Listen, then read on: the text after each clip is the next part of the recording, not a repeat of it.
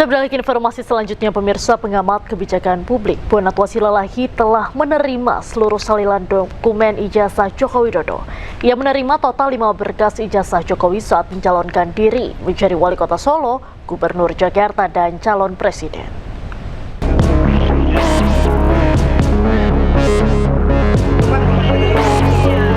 Bonatua Silalahi telah menerima salinan lengkap ijazah Presiden ke-7 Joko Widodo. Salinan tanpa sensor ini diterima oleh Bonatua dari KPU Kota Surakarta, KPU Provinsi Jakarta, dan KPU Pusat. Terakhir, Bonatua menerima 2 salinan ijazah Jokowi dari KPU Kota Surakarta saat Jokowi menjadi Wali Kota Solo pada tahun 2005 dan 2010. Sebelumnya, Bonatua juga telah menerima 1 salinan ijazah Jokowi dari KPU Provinsi Jakarta saat Jokowi jadi gubernur, dan 2 salinan ijazah Jokowi dari KPU Pusat saat mengikuti Pilpres 2014 dan 2019. Dengan demikian, total berkas ijazah Jokowi yang diterima Bonatua ada 5 dan seluruhnya tanpa sensor. Dibukanya akses terhadap ijazah Joko Widodo ini setelah Komisi Informasi Pusat mengabulkan permohonan Bonatua yang menyatakan ijazah Jokowi bisa diakses oleh publik. Dari Jakarta, tim liputan iNews melaporkan.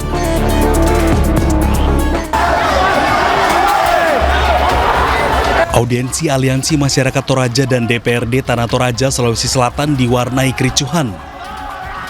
Kericuhan dipicu penolakan massa terhadap rencana pembangunan proyek geotermal. Mereka menilai proyek tersebut berpotensi menimbulkan dampak negatif pada lingkungan dan masyarakat sekitar.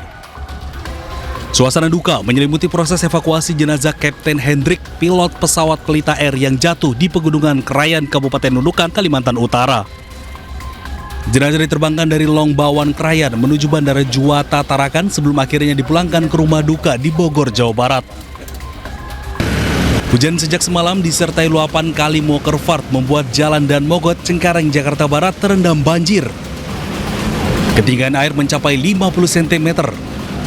Tak sedikit motor yang mogok karena nekat menerjang banjir. Pemirsa, rangkaian komuter lain Bandara Soekarno-Hatta anjlok setelah menabrak truk di perlintasan kereta dekat Stasiun Poris, Tangerang, Banten. Akibatnya perjalanan KRL Tangerang Duri juga dihentikan sementara.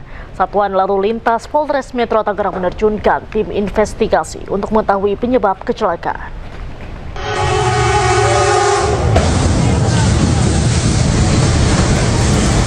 Kereta komuter lain Bandara Soekarno-Hatta menghantam sebuah truk di perlintasan sebidang JPL 21 lintas Rawabuaya Batu Ceper, Poris, Tangerang, Banten. Peristiwa terjadi di jam sibuk Jumat pagi. Kerasnya benturan membuat rangkaian KRL anjlok dari rel dan kabel listrik aliran atas terputus, sehingga mengganggu perjalanan kereta di lintas tersebut. Tidak ada korban jiwa dalam insiden ini, masinis dan seluruh penumpang KRL bandara telah dievakuasi. KAI Komuter juga menyediakan transportasi pengganti bagi penumpang yang hendak melakukan perjalanan ke bandara. Puluhan petugas diterjunkan ke lokasi untuk mengevakuasi rangkaian kereta yang anjlok dari rel. Komuter berkoordinasi dengan KAI Daob 1 Jakarta dengan mengirimkan rangkaian kereta penolong ke lokasi kejadian. Sementara Satuan Lalu Lintas Polres Metro Tangerang menerjunkan tim investigasi kecelakaan antara kereta bandara dengan truk trailer untuk mengetahui penyebab kecelakaan. Penyidik lalu lintas mengumpulkan berbagai bukti mulai dari TKP kejadian, CCTV, hingga memeriksa masinis dan sopir truk. Dari keterangan, dari saksi, dari supir, ataupun kami melihat langsung dari CCTV yang ada di lokasi, artinya palang pintu belum ada upaya penutupan, ya, masih terbuka lebar, dan juga dari CCTV juga jelas apa yang sudah terjadi sebelum ditutup itu sudah kami lihat langsung dari rekaman. Tapi sirine perlintasan memang sudah bunyi atau belum, Pak?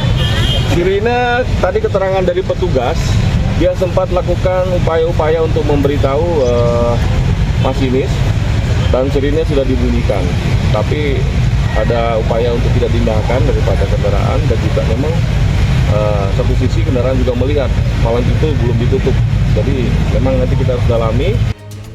Selama upaya evakuasi, perjalanan komuter lain Tangerang hanya sampai stasiun Rawabuaya dan kembali ke stasiun Duri. Sementara perjalanan komuter lain dari arah bandara hanya sampai stasiun Batu Ceper dan kembali ke bandara. Dari Tangerang, Banten, Tim Liputan iNews melaporkan. Proses evakuasi kereta api bandara yang menabrak truk di Tangerang, Banten sudah selesai. 2 jalur sudah bisa dilalui perjalanan kereta api.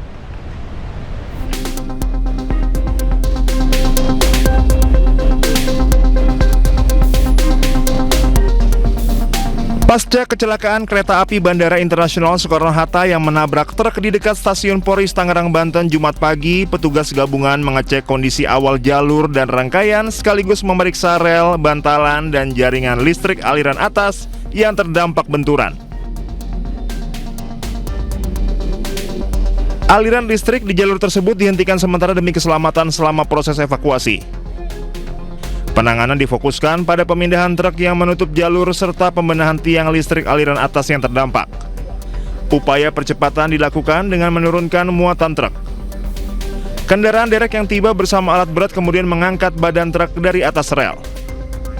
Selain evakuasi kendaraan, kereta penolong juga diterjunkan membantu penanganan rangkaian. Tim prasarana melakukan perbaikan tiang listrik aliran atas, pengecekan kabel kontak, hingga pengukuran ulang geometrik jalur guna memastikan kondisi lintasan aman sebelum dilalui kembali. Pemulihan jalur dilakukan bertahap sampai dinyatakan layak untuk operasional. Saat ini perjalanan komuter lain Tangerang dari arah stasiun Duri menuju stasiun Tangerang sudah bisa melintas menggunakan satu jalur secara bergantian. Dari Tangerang, Banten, Hasnugara Anyus melaporkan. Baik, pemirsa, kita beralih ke informasi lain. Di bulan Ramadan, Israel terus menyerang Palestina. Dalam pertemuan Dewan Keamanan PBB, Menteri Luar Negeri Indonesia Sugiono pun dengan tegas mengutuk serangan Israel ke tepi barat Palestina.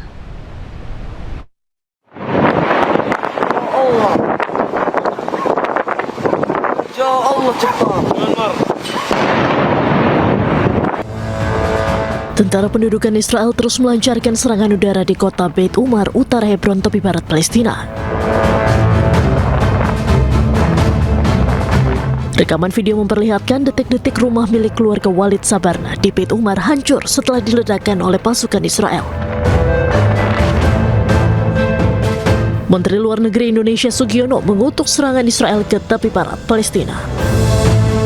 And Indonesia strongly condemns these actions. They have no legal validity under international law and violate Security Council resolutions, including resolutions 2334. And they systematically shrink the very space for peace that this council seeks to protect. Pernyataan ini disampaikan dalam rapat Dewan Keamanan PBB di New York, Amerika Serikat di depan perwakilan dari Israel. Dari New York, Amerika Serikat, Ayah Nufus, iNews melaporkan. Presiden Prabowo Subianto menghadiri langsung pembukaan KTT Dewan Perdamaian atau Board of Peace di Washington DC.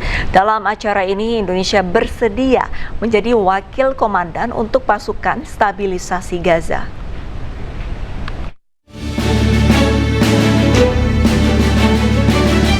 Presiden Prabowo Subianto menghadiri rapat perdana Board of Peace penanganan Gaza yang diinisiasi Presiden Amerika Serikat Donald Trump di Washington DC, Amerika Serikat. Kehadiran Indonesia menegaskan peran aktif dalam upaya gencatan senjata, stabilisasi keamanan dan rekonstruksi di jalur Gaza. Indonesia pun siap mengirimkan 8.000 tentara sebagai bagian dari pasukan stabilisasi internasional atau International Stabilization Force ke Gaza, Palestina. The achievements of the ceasefire is real.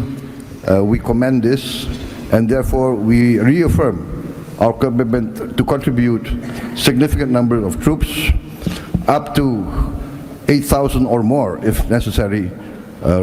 We are prepared to contribute the troops to take part actively in the International Stabilization Force to make this peace work. Thank you very much. Indonesia juga ditunjuk menjadi wakil komandan untuk International Stabilization Force atau ISF. Pasukan ini akan mengawal perdamaian dan pembangunan di Gaza.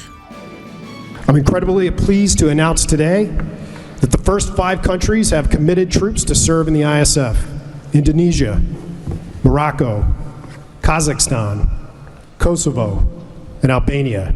And 2 countries have committed to train police: Egypt and Jordan. I would also like to announce that I have offered and Indonesia has accepted the position of Deputy Commander for the ISF. Indonesia tercatat sebagai salah satu dari 5 negara yang akan mengirimkan pasukan guna bergabung dalam ISF. Nantinya, pasukan dari kelima negara akan mengamankan wilayah perbatasan dan menstabilkan lingkungan di Gaza.